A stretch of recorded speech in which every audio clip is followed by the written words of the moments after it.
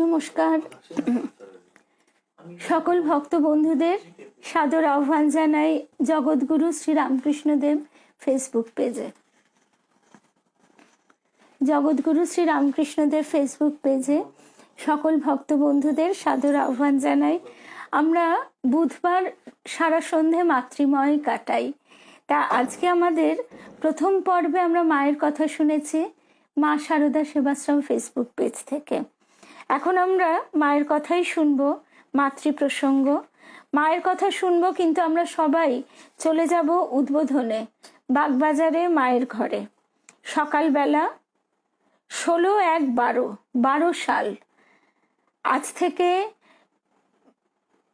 100 বছরেরও বেশি আগে, 110 বছর আগে, 16/1/12 সালে উদ্বোধনে মায়ের কাছে আমরা পৌঁছে যাব। এখন সকালবেলা আমরা যখন উদ্বোধনে মায়ের কাছে গিয়ে দাঁড়াই, বসি, তখন কি আমাদের একবারের তরেও মনে হয় না যে মা এখানে চলে ফিরে বেড়াতেন?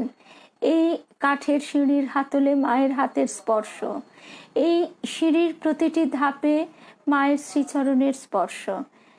এইখানে রাধু কত দুষ্টুমি করেছে, কত বায়না করেছে। যোগমায়া এবং জগন্মাতার অপূর্ব লীলাস্থল। আর নিচের ঘরে শরৎ মহারাজ, স্বামী শারদানন্দজি, তার বসার ঘরটি। তো আমরা সেইখানে এখন পৌঁছে যাচ্ছি। আজকে আমরা দেখছি যে জগৎগুরু শ্রী রামকৃষ্ণদেব ফেসবুক পেজে অনেক সময় দেখি নোটিফিকেশনের জন্য অনেকের আসতে দেরি হয়ে যায়। সেই জন্য বারবার বলে দিই, 9টা থেকে আমাদের দ্বিতীয় পর্ব মাতৃ প্রসঙ্গে। এখন আমরা দেখছি মৌসুমি এসে গেছে, আরো কয়েকজন ভক্ত বন্ধুরা এসে গেছে। তাহলে আমরা শুরু করি। আমরা সবাই পৌঁছে গেছি উদ্বোধনে মায়ের কাছে। আমি বলিলাম, চৈতন্যদেব নারায়ণীকে আশীর্বাদ করলেন, নারায়ণী তোমার কৃষ্ণে ভক্তি হোক।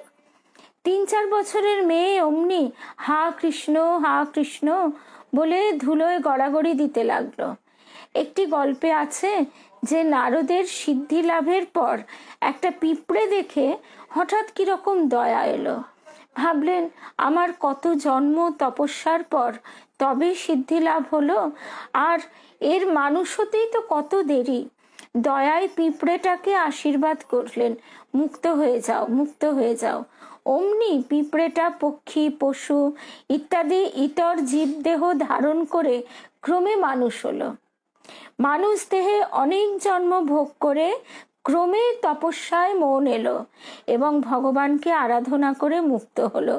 এই সব অসংখ্য জন্মের খেলা নারদের চোখের সামনে যেন মুহূর্ত মধ্যে ঘটে গেল। তা মহাপুরুষের কৃপা হলে তো যখন তখন হয়। শুভ সন্ধ্যা ঝর্ণা, রুমাদি, নিবেদিতা। হ্যাঁ, নিবেদিতাও এসে গেছে, আর আরো ভক্ত বন্ধুরাও এক এক করে এসে যাচ্ছে। আমরা সকলে মায়ের কাছে, মায়ের শ্রীচরণ প্রান্তে উদ্বোধনে বাগবাজারে মায়ের বাড়ি পৌঁছে গেছি। সেখানে আজকে আমরা মাতৃ প্রসঙ্গ শুনবো। 16/1/12, আজ থেকে 110 বছর আগে। বাস্তবিক কাল বলতে আমরা কি বুঝি? কালো পথে তুমি কালো বিহীনা।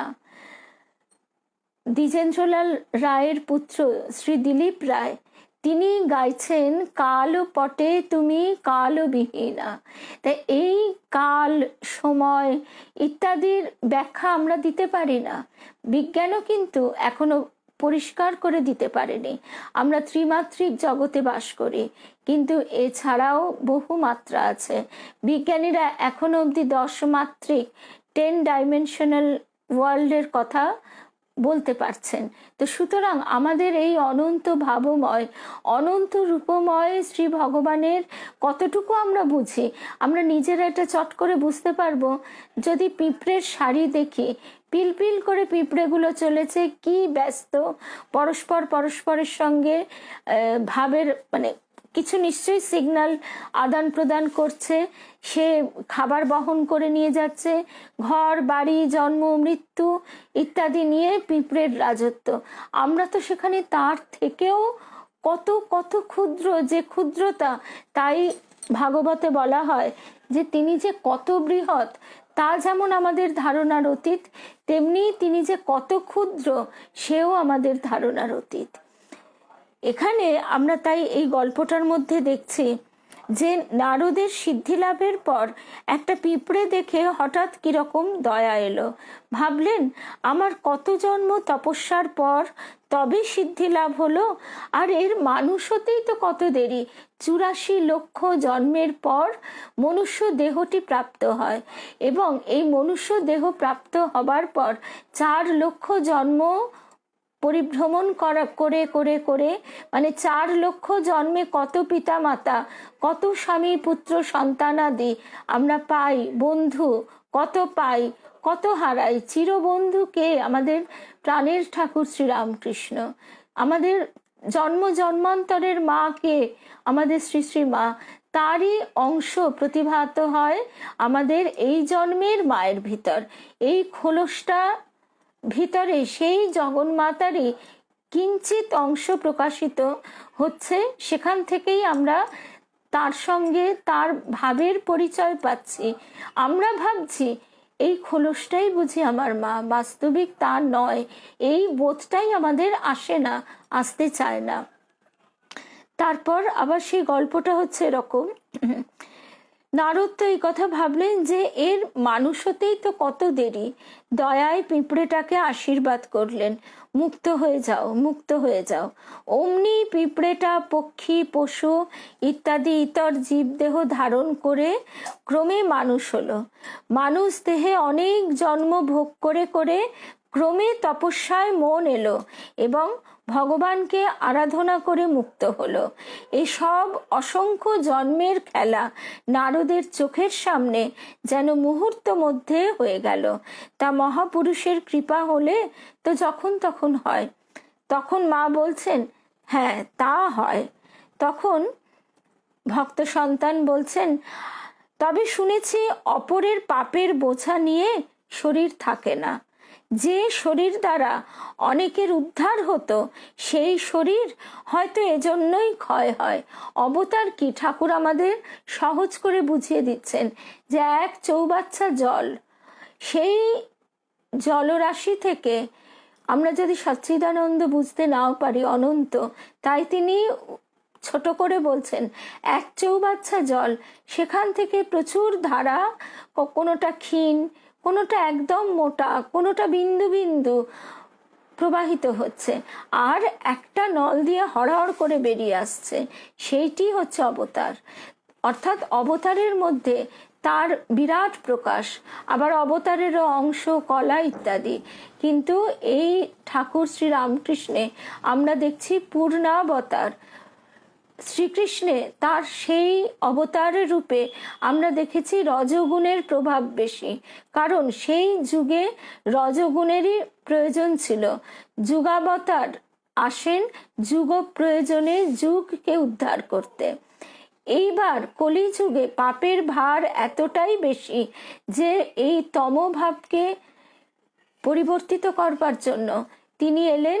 তার হাতে কোনো অস্ত্র নেই, তিনি এলেন পরিপূর্ণ সত্যভাব নিয়ে, যাতে প্রত্যেকটি মানুষের ভিতর সেই তম উল্টে সত্যগুণের প্রতিষ্ঠা হয়।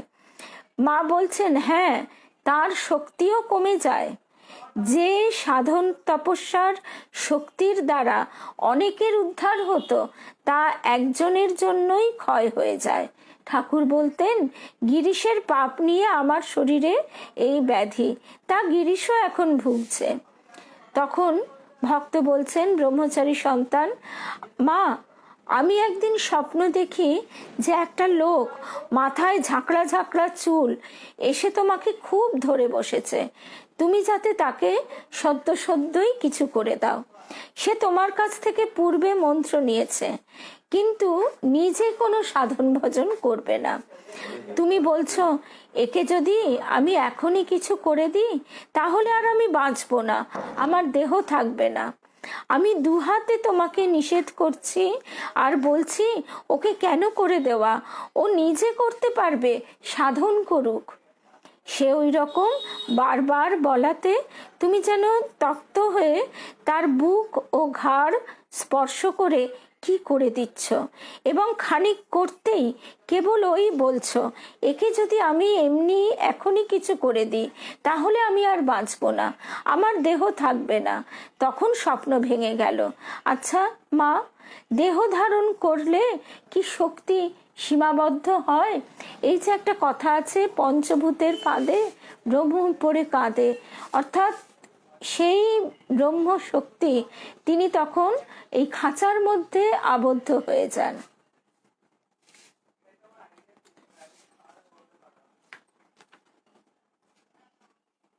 আমরা এই প্রসঙ্গটি শুনছি স্বামী ঈশানানন্দজি মহারাজের কাছে। স্বামী ঈশানানন্দজি মহারাজের কাছে এই প্রসঙ্গ শুনছি। তখন মা বলছেন, হ্যাঁ তা হয়, এক একটা লোকের জ্বালায় তপ্ত হয়ে অনেক সময় মনে হয় আর এ দেহ তো যাবেই, তা যাক এক্ষুনি দিয়ে দি। এই যে রাধি রাধি করি, এ তো একটা মোহ নিয়ে আছি, এ তো একটা মায়া। আমার পাগলা টাগলাকে ভয় করে, আবার সেইটা আসে না কি করে, তুমি যাচ্ছ, বড় ভয় হয়। আমরা শুনেছি যে রাত দুপুরে কোয়ালপাড়ায় মা বসে আছেন, এর আগেই মাতৃপ্রসঙ্গে, যে এক আঁটি সজনে শাক নিয়ে যেই মায়ের মনে হয়েছে পাগলাটার কথা, অমনি সে এসে হাজির। তখন মহারাজ বলছেন, মা ভগবান দর্শন মানে কি জ্ঞান চৈতন্য লাভ, না আর কিছু? তখন মা বলছেন, জ্ঞান চৈতন্য লাভ না তো আর কি, নতুবা কি দুটো শিং বেরোয়? ঠাকুর যেমন বলতেন যে কেরানি জেলে গেছে, তা সে জেল থেকে বেরিয়ে আবারও সেই কেরানিগিরি করবে, নাকি দুহাত তুলে ধেই ধেই করে নাচবে? তেমনি মা বলছেন যে ভগবান দর্শন মানে জ্ঞান চৈতন্য লাভ না তো আর কি, নতুবা কি দুটো শিং বেরোয়? সেই জন্য এই যে লোকে অনেক সময় কিছু দর্শনাদি হলো কি হলো না এই নিয়ে ব্যস্ত হয়, এই নিয়ে উচ্ছ্বসিত হয়, বা এই নিয়ে চিন্তিত হয়, কোনোটাই হওয়া উচিত নয়। আমি আধ্যাত্মিক পথে, ঈশ্বরীয় পথে এগোচ্ছি কি এগোচ্ছি না, তার মানেটা আমরা নিজেরাই বুঝতে পারি, যে আমার মনের পরিবর্তন ঘটছে কিনা, আমি এখনো আমার মনের দ্বারা পরিচালিত হচ্ছে কিনা, মন আমাকে পরিচালিত করছে না আমি মনকে পরিচালিত করছি, রিপুর দ্বারা আমি তাড়িত হচ্ছি কিনা, আমি আগের মতো কাম ক্রোধ লোভ মোহ মদ মাৎসর্য এই 6টি রিপুর অধীনে 6টি বাঁদর আমাকে নাচাচ্ছে ওঠাচ্ছে বসাচ্ছে কিনা, নাকি এদের থেকে আমি জয়লাভ করে উত্তীর্ণ হয়েছি। এই জ্ঞান চৈতন্য লাভই হচ্ছে ঈশ্বর দর্শন। মা তখন বলছেন, নয়তো কি দুটো শিং বেরোয়?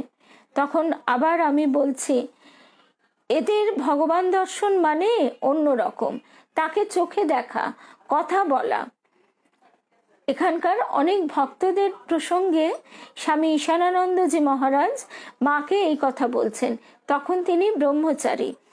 এদের ভগবান দর্শন মানে, এদের মানে এখানকার অনেক ভক্তদের কথা বলছেন, মানে অন্য রকম, তাকে চোখে দেখা, কথা বলা।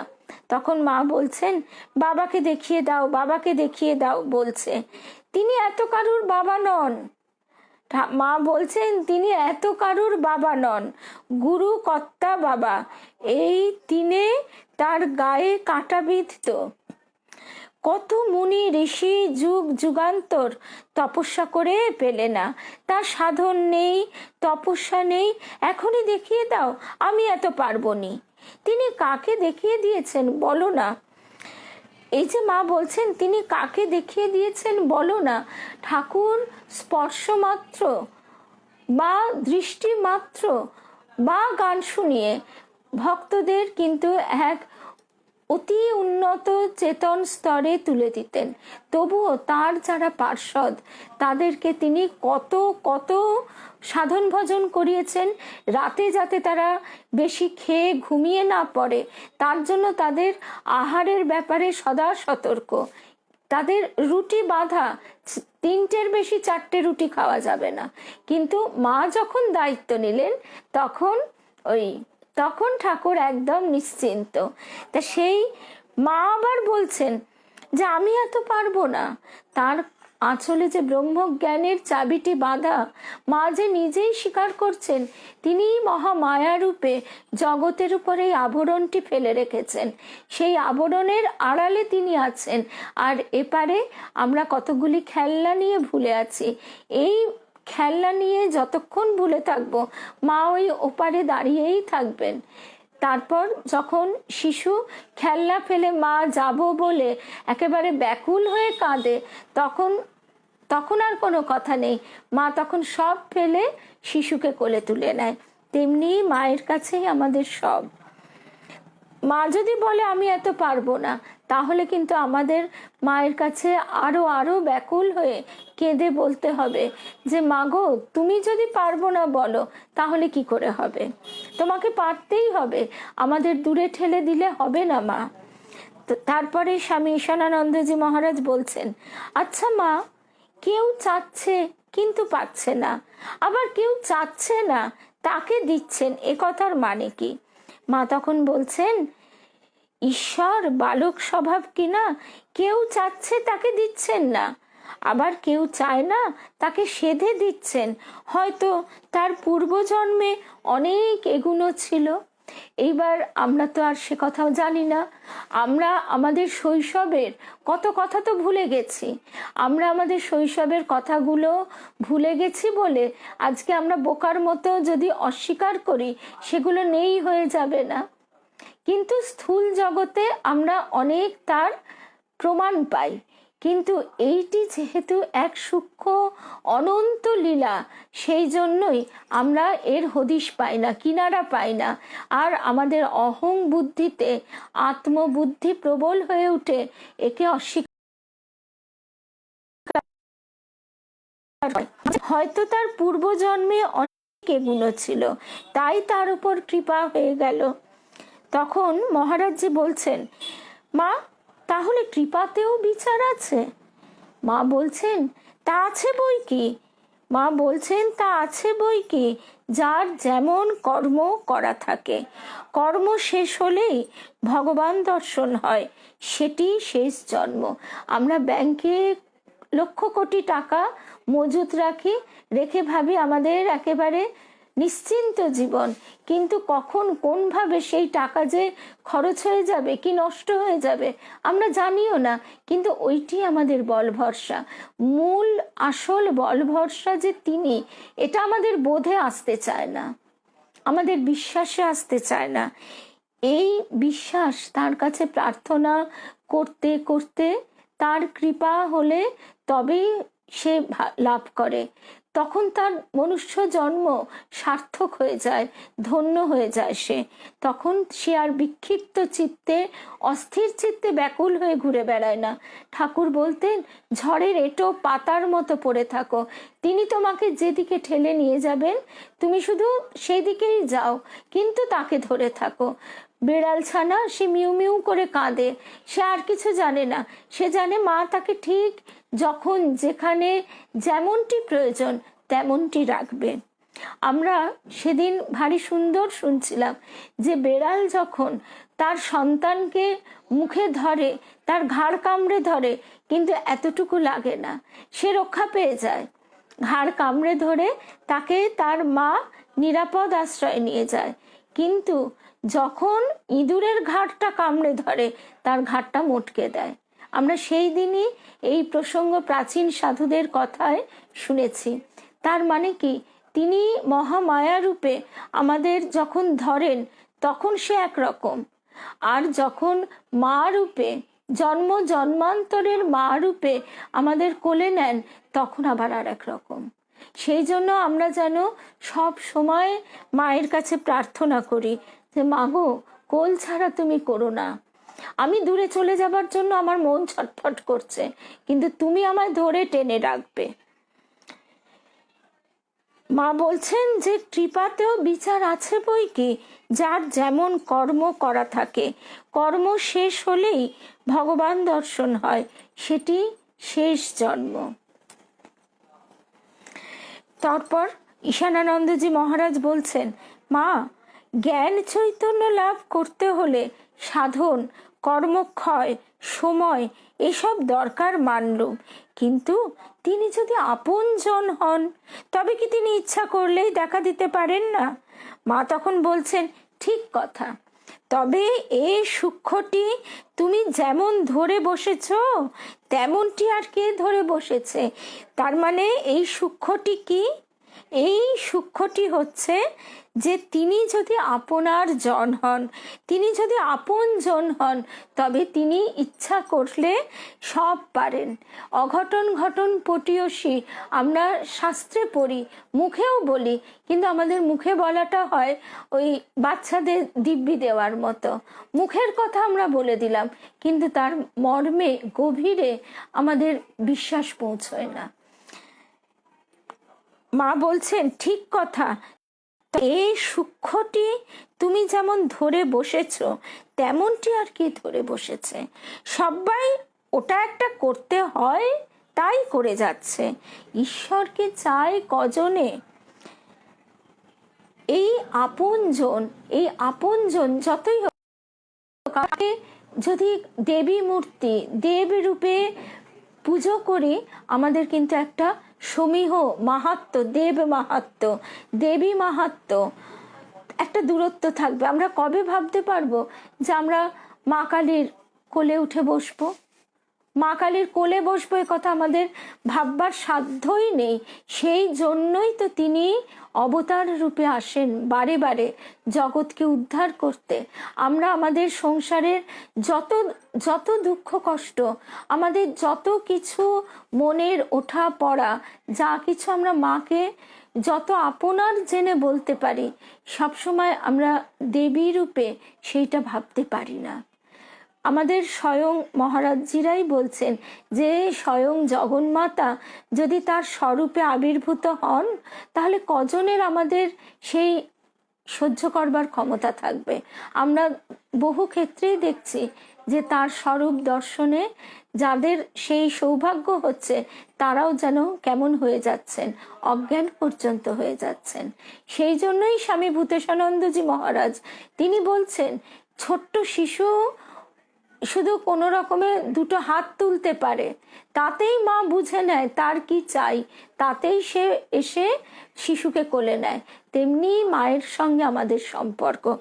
এইটি মা বলছেন যে এই সূক্ষ্মটি তুমি যেমন করে ধরে বসেছ তেমনটি আর কে ধরে বসেছে? সবাই ওটা একটা করতে হয় তাই করে যাচ্ছে। ওই জন্যই তো ঠাকুর আমাদের বললেন, তিনি কে? তিনি বন্ধু। আমাদের গুরুদেব বলতেন তিনি বন্ধু রূপে হাত ধরে নিয়ে যাচ্ছেন আর গুরু রূপে ফল দান করছেন। তিনি বলছেন শিবনাথ শাস্ত্রীকে উদ্দেশ্য করে, জগতের সকল মানুষকে আমরা সবাই বন্ধু চাই। এবং আমরা দেখি জাগতিক ক্ষেত্রেও যে সম্পর্কগুলির সঙ্গে আমরা চলি, যাপন করি, সেই সম্পর্কগুলি যতটা বন্ধুত্বের সম্পর্ক, ততটাই কিন্তু সুন্দর, ততটাই ভালো লাগা, ততটাই ভালোবাসা, ততটাই উত্তীর্ণ হয়ে যায়। পিতা বলে প্রণাম করি পায়ে, বন্ধু বলে দুহাত ধরিনে, রবি ঠাকুর বলছেন। শিবনাথ শাস্ত্রীকে তাই বলছেন, ওগো তোমায় যে যেতে বললুম তা তুমি গেলে না। তা শিবনাথ শাস্ত্রী তখন ব্রাহ্ম সমাজের আচার্য, তিনি বলছেন এই সব কাজে কর্মে ব্যস্ত থাকি। বলছে চুলোয় যাক তোমার কাজ, চুলোয় যাক। ঠাকুর বলছেন একেবারে তার গা ঘেঁষে দাঁড়িয়ে, যে কাজে থাকলে, যে কাজ করলে বন্ধুকে ভুলে যেতে হয়, চুলোয় যাক সে কাজ। আর আমরা বন্ধুকে ভুলে গিয়ে ওই কাজ নিয়ে এত ব্যস্ত, ভাবছি আমরা কত কর্মী, আমরা নিষ্কাম কর্মের মূল্য বুঝি না। নিষ্কাম কর্ম করা খুব কঠিন। সেই জন্য শরণাগতির পথ ধরে এগোতে এগোতে আমরা কিন্তু নিষ্কাম কর্মকে ছুঁতে পারি। তার আগে আমরা যদি মনে করি আমরা নিষ্কাম কর্ম শুরু করলাম, সেটা করা যায় না। আমরা কিছুতেই আজকে লেখাপড়া করছি উদ্দেশ্যহীনভাবে এই বোধে পৌঁছতে পারবো না এটা আমার কর্তব্য বলে লেখাপড়াটা করছি, আমি ভবিষ্যতে চাকরি পাবো এই উদ্দেশ্য নিয়েই কিন্তু আমরা করি, আমরা ডিগ্রি পাবো এই উদ্দেশ্য নিয়েই করি। এইখানে পৌঁছানো অনেক কঠিন, সেই জন্যই তো সবচেয়ে সহজ পথ, কিন্তু ওটিও একটি সাধন পথ, শরণাগতি। তাকে আপনার হতে আপন জেনে তার কাজ হিসেবে কাজগুলি করে যাওয়া। করতে করতে তখন দেখা যায় ক্রমশ সেটি নিষ্কাম কর্মে রূপান্তরিত হয়েছে। মা তাই বলছেন, ঈশ্বরকে চায় কজনে। তখন ঈশানানন্দজি মহারাজ, তিনি তখন ব্রহ্মচারী, তিনি বলছেন, আমি তো মা তোমাকে আগে একদিন বলেছিলুম যে আপন মায়েরও যদি যত্ন স্নেহ না পায় তবে ছেলে মাকেও মা বলে জানে না। তখন মা বলছেন, তা তো ঠিক কথাই, দেখা না পেলে কোথা থেকে ভালোবাসা হয়, তাই তো তোমার সঙ্গে দেখাটি হয়েছে। মা এমনি করে আকারে ইঙ্গিতে বলে দিচ্ছেন, তাই তো তোমার সঙ্গে দেখাটি হয়েছে, আমি তোমার মা, তুমি আমার ছেলে। এইটি যদি আমরা পুরোপুরি বুঝে নিতে পারি, মায়ের কোলে বসে কোনো ছেলে মেয়ে নিরানন্দ থাকে না, কোনো ছেলে মেয়ে ভয় পায় না, কিন্তু আমরা কিছুতেই এটা বুঝে উঠতে পারছি না, আমরা বারে বারে বিক্ষিপ্ত হয়ে যাই, আর তখনই ভয়ে চিন্তায় কাচুমাচু হয়ে থাকে।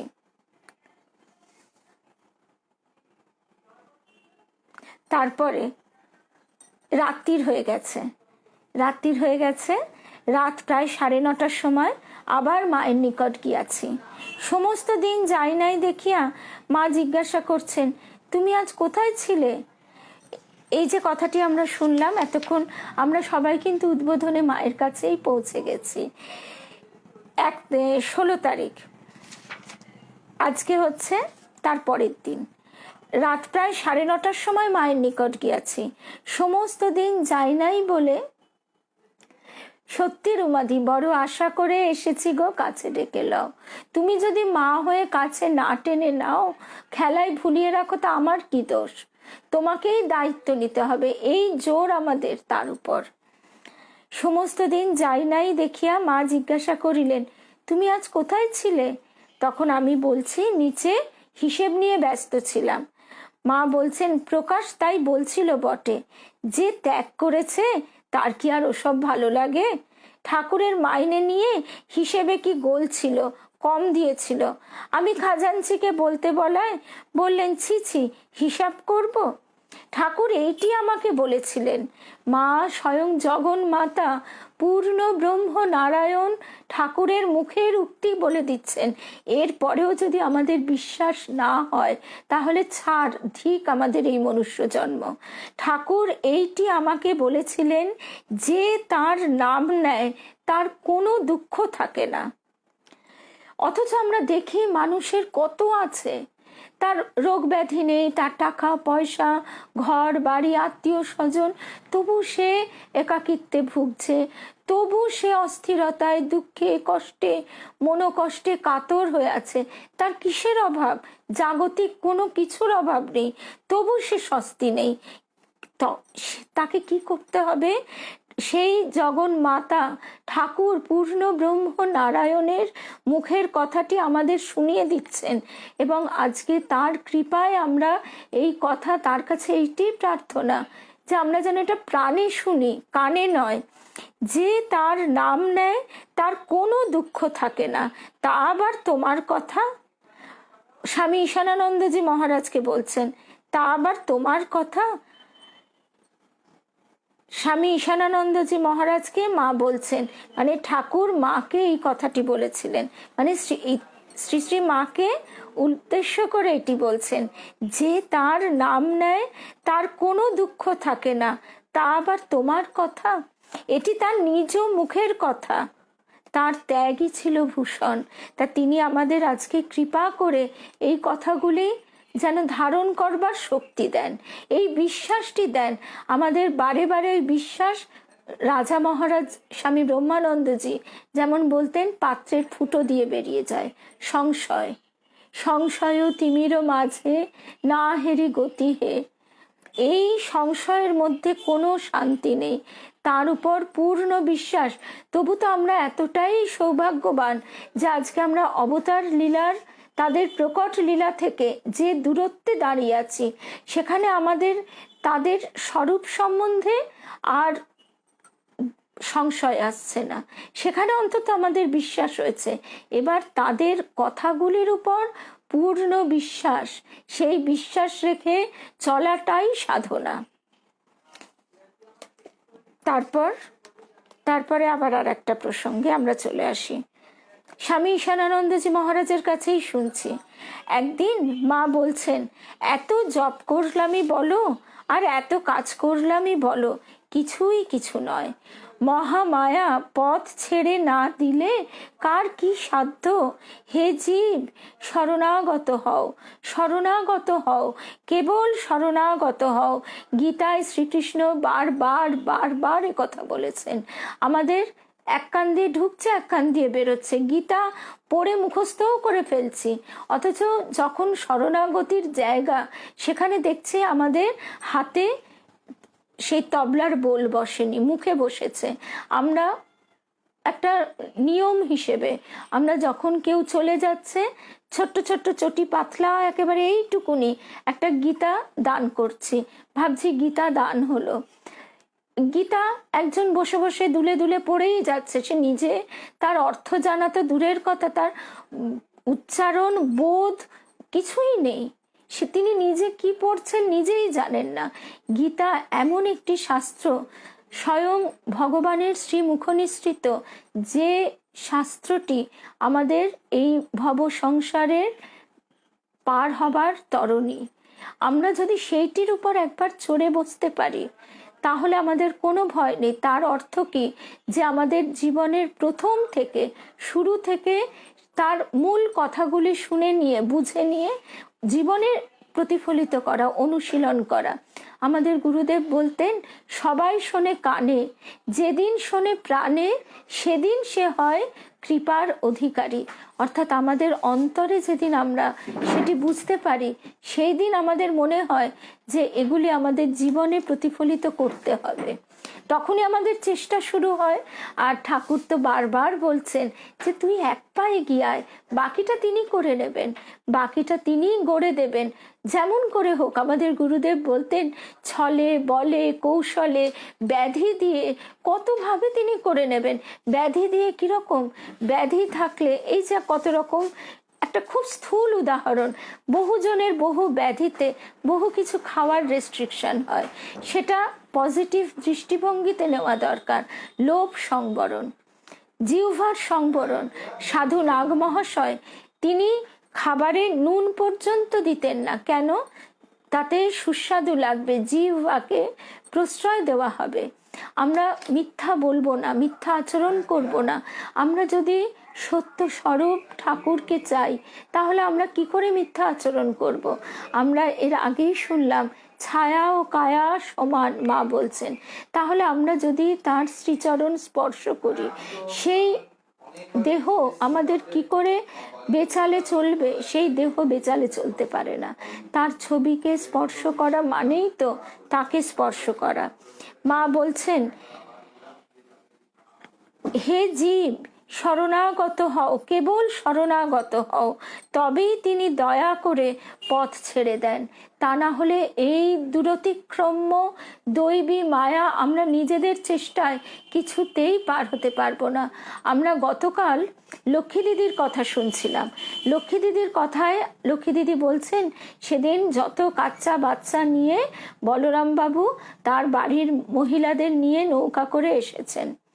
এবার ফেরবার সময় নৌকা পথে যাবেন, সেই নৌকায় চড়ার পর ঠাকুর এক দৃষ্টে চেয়ে আছেন, ভক্ত দিকে ঠাকুর এক দৃষ্টে চেয়ে আছেন। এমন সময় ঝড় উঠল। ঠাকুর তখন মায়ের কাছে মা কালীর কাছে প্রার্থনা করছেন। তারপর যোগিন স্বামী, যোগিন মহারাজ, তিনি ঠাকুরের ব্যাকুলতা দেখে তিনি খবর নিয়ে এলেন। তারা বলছেন যে না, ঠাকুরের কৃপায় তারা পৌঁছেছেন। সেই খবর যোগিন স্বামী যখন দিতে এলেন ঠাকুরের কাছে, ঠাকুরকে বলছেন, ঠাকুর আপনার কৃপায়, মশাই আপনার কৃপায় সব ঠিকঠাক পৌঁছেছে। তখন কিন্তু ঠাকুর নিজেকে প্রকাশ করলেন না। ঠাকুর বলছেন, একই কথা বললি, এখানে যা বললি বললি, সকলের কাছে বলিসনি, বলবি মা কালীর কৃপায়, বল মা কালীর কৃপায়। অথচ তিনি নিজেই বলছেন তার আবরণ, দেহের খোলস, ভিতরে জগন্মাতা। এই রকম কথাগুলি আমরা তো ধারণা করতে পারি না। তার মানে যে তিনি কে, ব্রহ্ম ও শক্তি অভেদ, এই কথাগুলি আমরা কিছুতেই বুঝতে পারছি না যতক্ষণ না তিনি কৃপা করে বুঝিয়ে দিচ্ছেন। সেই সূক্ষ্ম বোধ, ধারণা তিনি আমাদের ভিতরে স্ফুরণ ঘটিয়ে দেন। তখনই আমরা বুঝতে পারি যে ব্রহ্ম এবং তার শক্তির লীলা প্রকাশ, সেই লীলার মধ্যে আমরা সবাই রয়েছি। তিনিই রক্ষা করছেন, তিনি নানা রকমভাবে খেলাচ্ছেন, তিনি আবার ধ্বংস করছেন। তাহলে কার প্রতি আমার বিদ্বেষ, কার প্রতি আমার বিতৃষ্ণা, কাকে আমি খারাপ বলবো, কাকে আমি ভালো বলবো?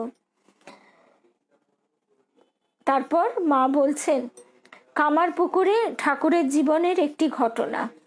একবার কামারপুকুরে জ্যৈষ্ঠী মাসের দিন বৈকালে খুব বৃষ্টি হয়ে মাঠ সব জলে উপচে গেছে। ঠাকুর ডোমপাড়ার কাছে নিচু সদর রাস্তা দিয়ে এতখানি জল ভেঙে মাঠে শৌচে যাচ্ছেন। এই ছবিটুকুই যেন আমাদের মনের মধ্যে কিরকম হয়। আজ তিনি রাজরাজেশ্বর, মা আমাদের রাজরাজেশ্বরী। তিনি ছেঁড়া শাড়ি পরে উঠোন ঝাড় দিচ্ছেন, কাপড়ে গিঁট বাঁধা। তার শাক ভাত জুটছে তো নুন জুটছে না ভাতের উপর। তিনি কৃপা করে, ব্যথায় যন্ত্রণায় জ্বলে পুড়ে যাচ্ছে দেহ, তবু তিনি জীবকে কৃপা করে কিভাবে জীব এই দুঃখার্ণব, দুঃখের সমুদ্র পার হবে তার হদিস দিচ্ছেন। তবু আমাদের সে কথায় কান নেই, এক কান দিয়ে ঢোকে এক কান দিয়ে বেরিয়ে যায়। ঠাকুর ডোমপাড়ার কাছে নিচু সদর রাস্তা দিয়ে এতখানি জল ভেঙে মাঠে শৌচে যাচ্ছেন। সেখানে অনেক মাগুর মাছ উঠেছে। অনেকে মাগুর মাছ উঠেছে দেখে লাঠি দিয়ে মারছে। একটি মাগুর মাছ ঠাকুরের পায়ে পায়ে কেবল ঘুরছে। তাই দেখে তিনি বলছেন, এটিকে মারিস নে রে, এটি আমার পায়ে পায়ে শরণাগত হয়ে কেমন ঘুরছে। কেউ যদি পারিস তো একে পুকুরে ছেড়ে দিয়ে আয়। তারপর নিজেই সেটিকে পায়ে করে ঠেলতে ঠেলতে ছেড়ে দিয়ে এলেন। ছেড়ে দিয়ে এসে বাড়িতে বলছেন, আহা, কেউ যদি এই রকম শরণাগত হয় তবেই সে রক্ষা পায়। এরপরেও যদি আমাদের শিক্ষা না হয়, বিবেক যদি না জাগ্রত হয়, তো ধিক মনুষ্য জন্ম। আমাদের এই জন্মটাই বৃথা গেল। তিনি আমাদের বই দিচ্ছেন, শোনার উপায় দিচ্ছেন, শ্রবণ দিচ্ছেন। আমরা তো কেউ বধির নই, কিন্তু আমাদের কান বধির হয়ে আছে জাগতিক কোলাহলে। আমাদের ওই ঢুকছে বেরোচ্ছে কান দিয়ে। প্রাণে যদি আমরা ধারণ করতে না পারি, সেই ধারণ শক্তি তো তার কাছেই আমাদের প্রার্থনা। আমাদের গুরুদেব বলতেন, একবার যদি তুমি তার নৌকোয় উঠে বসো, ওই যে বলরাম বাবুদের কথা, সেই লক্ষ্মী দিদির কাছে আমরা যেটা শুনেছি গতকাল, যে কথা একটু আগে বলছিলাম, সেই নৌকা বলরাম বাবু বলছেন যোগিন স্বামীকে যে হ্যাঁ, হঠাৎ শোঁ করে একটা ঝোড়ো বাতাস উঠলো, কালো মেঘ ঘনিয়ে এলো, আর নৌকা একদম টোলে এক পেশে হয়ে গেল, কিন্তু তিনি সব রক্ষা করেছেন। তেমনি আমাদেরও এই জীবনে চলার পথে নৌকা টালমাটাল হোক, তিনি আমাদের যখন একবার তার নামের তরিতে তুলে নিয়েছেন, আমাদের আর ভয়ের কোনো কারণ নেই। নৌকা যতই হেলুক দুলুক টলুক টালমাটাল হোক, আমাদের কিন্তু ডোববার ভয় নেই। এই নিশ্চিন্ততা আমাদের গুরুদেব বারবার দিতেন। জয়রামবাটিতে জনৈক ভক্ত জপ সম্বন্ধে মাকে জিজ্ঞাসা করছিল, যখন রাস্তায়, রেলে, স্টিমারে থাকতে হয় তখন কিভাবে জপ করব। মা তাতে বলেছিলেন তখন মনে মনে করবে। আরও বলেছিলেন বাবা ক্রমে হাত মুখ সব বন্ধ হয়ে যাবে, ওই হাতে করগোনা, মুখে বিড়বিড় করা, মালা জপা, এগুলো আর কিচ্ছু থাকবে না, কেবল মনে চলবে। মনই শেষে গুরু হবে, মনে শ্বাসে প্রশ্বাসে জপ চলবে। মন তো আমাদের কখনো খালি থাকে না। মনের মধ্যে এতদিন ধরে কি হয়েছে, সব রিপুগুলি ধস্তাধস্তি করেছে। সেই রিপুগুলি এসে আমাদের মনের জমিটাকে একেবারে অনুর্বর করে দিয়েছে, বন্ধুর করে দিয়েছে। সাধক কবি তাই গাইছেন, এমন মানব জমিন রইল পতিত, আবাদ করলে ফলতো সোনা। আমরা যদি ভক্তি জল, ভক্তি বাড়ি সেচন করি, তার নামের বীজ তো রোপণ হয়েই গেছে। তিনি তো কৃপা করে তার নামটি দিয়েছেন। শুধু ভক্তি বাড়ি সেচন করলেই আমরা দেখব যে কি সুন্দরভাবে সতেজ হয়ে সেই কল্পতরু বৃক্ষ ক্রমশ বিকশিত হচ্ছে। এবং সেই জন্যই মা বলছেন মনই শেষ গুরু হবে, মনই শেষে গুরু হবে। মনের ভিতর থেকে তখন সাড়া এবং স্ব সংবেদ্যা, নিজেই নিজে বোঝা যাবে, কারোর কাছ থেকে শুনে বুঝে নিতে হবে না। তবে যদি বা এতটুকু দোনামনা ভাব থাকে, তখন দেখা যায় যে তিনি কৃপা করে সেই প্রমাণও দিয়ে দেন। তখন আমরা হঠাৎই বা হয়তো খুঁজতে খুঁজতে পেয়ে যাব। তাই তো ঠিক এমনটি তো, যেমন অনেকেরই এই অভিজ্ঞতা আছে, গীতবিতানে বহু গান, রবীন্দ্রনাথের গানের মধ্যে মানুষের মনের ভাবতরঙ্গ এত সূক্ষ্মভাবে চিত্রিত হয়েছে, ধ্বনিত হয়েছে, অনুরণিত হয়েছে, যে আমরা নিজেরাই অবাক হয়ে যাই। অনেক সময় আমরা দেখতে পাই আমাদের মনের ভাবটা আমরা নিজেরা অনুভব করেও যেন করতে পারছি না, বা বলতে পারছি না, প্রকাশ করতে পারছি না, কিন্তু একটা বোধ আসছে। তখন সেই স্ফুটনোন্মুখ বোধটি হঠাৎ আমরা কোনো রবি ঠাকুরের গানে পেয়ে গেলাম, রজনীকান্তের গানে পেয়ে গেলাম, কোনো ভক্তিগীতিতে পেয়ে গেলাম। ঠিক সেই রকম আমরাও আমাদের এই যে মনই শেষে গুরু হয়, সেই কথাগুলি দেখব যে ঠাকুর মায়ের কথার মধ্যে, শাস্ত্র বাক্যের মধ্যে কখন কিভাবে তিনি প্রমাণ দিয়ে দিলেন।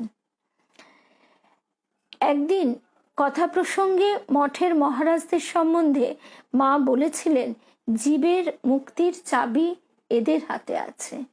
অর্থাৎ তাদের কাছেই সেই মূল মহামন্ত্রটি রয়েছে। এবার শ্রীরামকৃষ্ণ শক্তি এদের মধ্যে দিয়ে প্রবাহিত হচ্ছে বা প্রতিফলিত হচ্ছে। কাশীতে একবার শ্রী শ্রী মায়ের জন্মদিনে স্বামী কেশবানন্দের মাতা তার কোনো আত্মীয়ের বিয়োগ কথা স্মরণ করিয়া কাঁদিতেছিলেন। তাতে মা বললেন, ছি, আজ কি কাঁদতে আছে? আজ যে আনন্দের দিন। গোয়ালপাড়ার রথের দিন আমাদের জনৈক গুরু ভ্রাতা মাকে বলে, মা, মন বড়ই চঞ্চল, কিছুতেই ঠিক হয় না। মা তখন বলছেন, যেমন ঝড়ে মেঘ উড়িয়ে নেয়, তেমনি তার নামে বিষয় মেঘ কেটে যাবে। যেমন ঝড়ে মেঘ উড়িয়ে নেয়, তেমনি তার নামে বিষয় মেঘ কেটে যাবে। এ বিষয়ে কোনো সন্দেহ নেই। নিজেদের জীবন থেকেই আমরা বুঝতে পারি, আমরা বহু সময় আমাদের চিত্ত বিক্ষিপ্ত হয়, আমাদের ভয় করে, দুশ্চিন্তা হয়। তখন আমরা কি করব? মন এতদিন সেই দুশ্চিন্তা বা ভয়ের যে ছোট্ট সূত্রটি, সেইটিকেই জড়িয়ে পাকিয়ে একেবারে বুনে বুনে বিশাল চাদর করে ফেলতো, আর আমরা তাতে ঢাকা পড়ে যেতাম। কিন্তু এই যে কথাটি, তার নামের মেঘ, এই তার নাম এই ঝড়ের মেঘের মতো, তার নাম সমস্ত বিষয় মেঘকে উড়িয়ে নিয়ে যাবে। শুধু বিষয় মেঘকেই নয়, রিপুকেও। এই যে মুহূর্তে আমার ভয় করবে, ভয় করাটা অস্বাভাবিক নয়, সংশয় আসবে, কোনোটাই অস্বাভাবিক নয়। আমরা সাধারণ জীব, আমাদের মনের তো এতদিন এদেরই আনাগোনা ছিল। এখন হঠাৎ করে তো তারা চাইবে না আমাদের ছেড়ে দিতে, আমরা শুধু ঠাকুর মায়ের সঙ্গে থাকবো, একদমই তারা চাইবে না। মহামায়া তো তাদের বলেই দিয়েছেন, তোমরা এদেরকে নিয়ে থাকো, এরা খেলা করুক। তা সেই কারণে বারবার তারা আমাদের টানাটানি করতে চাইবে। সেই সময়ে একমাত্র উপায় তার নাম জপ করা।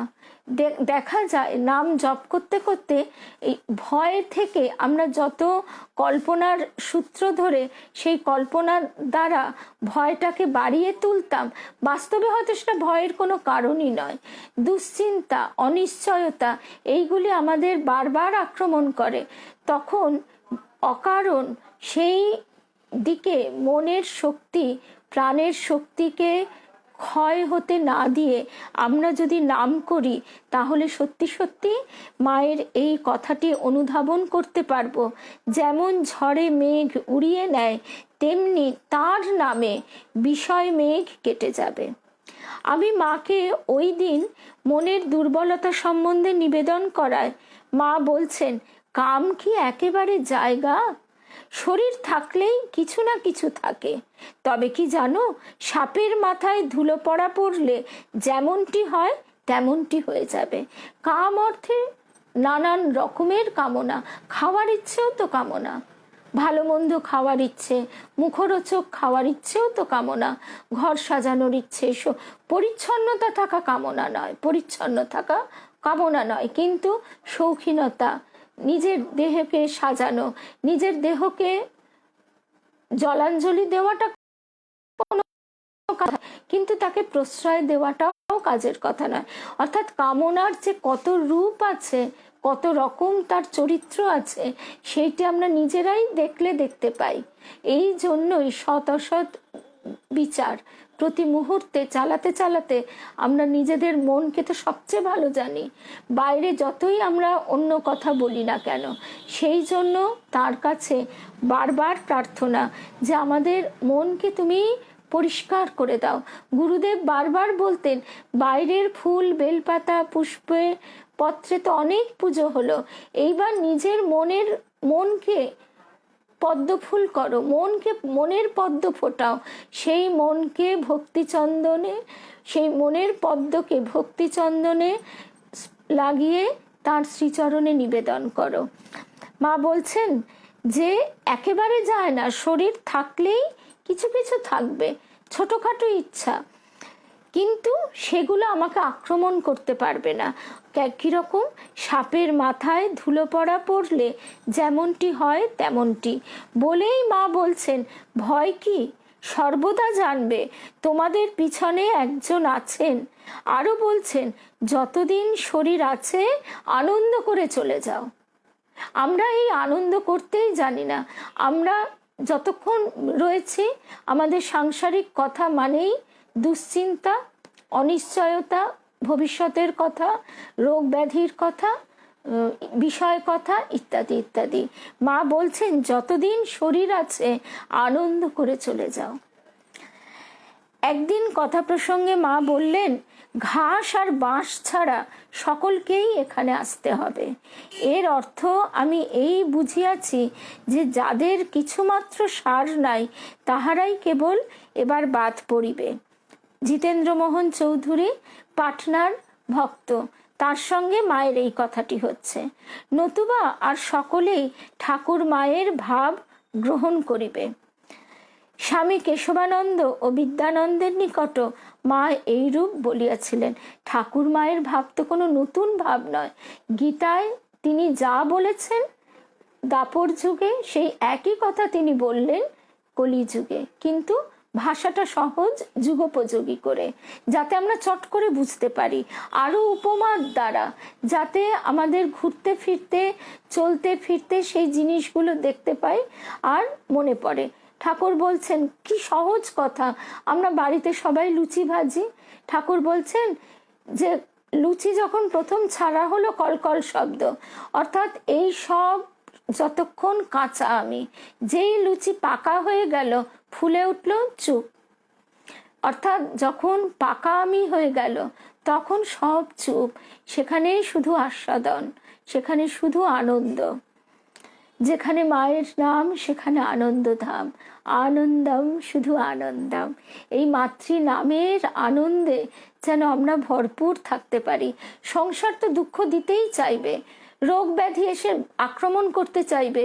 মা যদি একবার হাত দিয়ে সরিয়ে দেন, কারোর সাধ্য নেই ঢুকবে। আমাদের গুরুদেব বলতেন, তিনি যদি একবার বলে দেন যে ওকে কিছু করো না, তাহলে কোনো অশুভ শক্তির, তমশক্তির সাধ্য নেই তাকে আক্রমণ করে। কিন্তু এই পূর্ণ বিশ্বাসটি আমাদের কিছুতেই আসতে চাইছে না।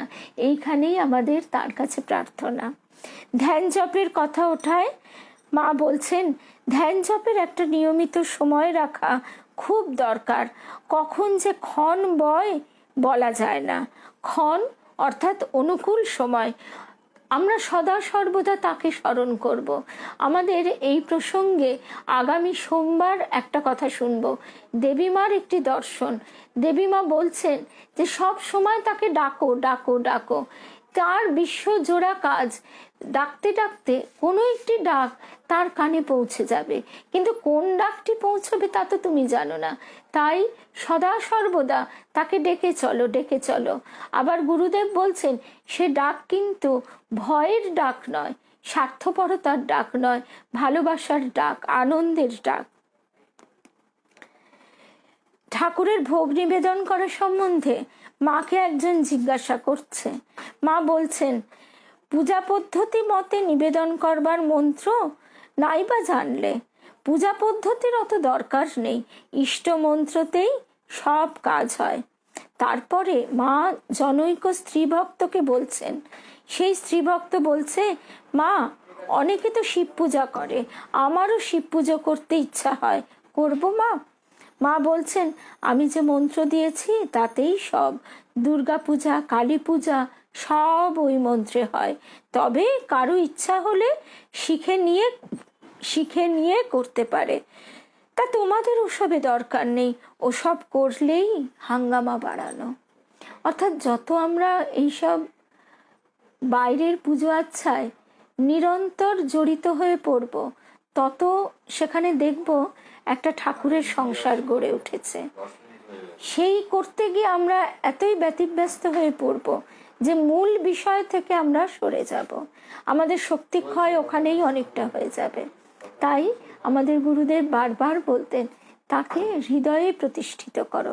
অনেকের মুখে একটা কথা শুনি, এই নিত্য পুজো করছি, আমি না থাকলে আমার ছেলে মেয়েদের উপর কি করে এই ভার চাপিয়ে দিয়ে যাব, এ আমি কোথায় রাখবো, কি করব, গঙ্গায় দিয়ে দেব কি কোনো মন্দিরে রেখে আসবো, সে এক হাঙ্গামা। তাই মা বলছেন যে তোমাদের ওসবের দরকার নাই, ওসব করলেই হাঙ্গামা বাড়ানো। তার থেকে নিজের মনকে আমরা পুষ্পে পরিণত করবার চেষ্টা করি, করে ভক্তিচন্দন মিশ্রিত করে ঠাকুর মায়ের শ্রীচরণে নিবেদন করি। এইটি আমাদের প্রার্থনা। তাহলে আজকে আমরা শেষ করি আজকের প্রসঙ্গ। মা বলছেন, মাকে জিজ্ঞাসা করছে এক ভক্ত, কাজের ঝঞ্ঝাট, অসুখ এইসব নানা রকম আছে, এই সময় সব নিয়ম তো রাখা যায় না। তখন মা বলছেন, দেখো অসুখ হলে তো আর আয়ত্ত নেই, আর নেহাত যদি কাজের ঝঞ্ঝাট থাকে তবে স্মরণ মনন প্রণাম করলেও হয়। তা এইটি আমাদের ভুললে চলবে না। আমাদের মন কখনো খালি তো থাকে না, তা মনকে কেন আমরা অনিষ্ট আজে বাজে চিন্তা করতে দেব? আমরা সব সময় চাইব আমাদের মন যেন তার শ্রীচরণে থাকে। মন এতদিন আমাদের সঙ্গে খেলা করেছে, মনকে আর খেলতে না দিয়ে এইবার আমরা মনের উপর সেই শাসনটি যেন করতে পারি। যা তাকে অনেক ছুটে বেড়াতে দেওয়া হয়েছে, আর নয়, সময় বয়ে যাচ্ছে, আমাদের এই জন্মটা যেন বৃথা না যায়। তাই আজকে আমরা এই মায়ের কাছে প্রার্থনাটুকু রেখে আজকের প্রসঙ্গ শেষ করলাম। শুভরাত্রি। জয় মা, জয় রাম কৃষ্ণ, জয় রাম।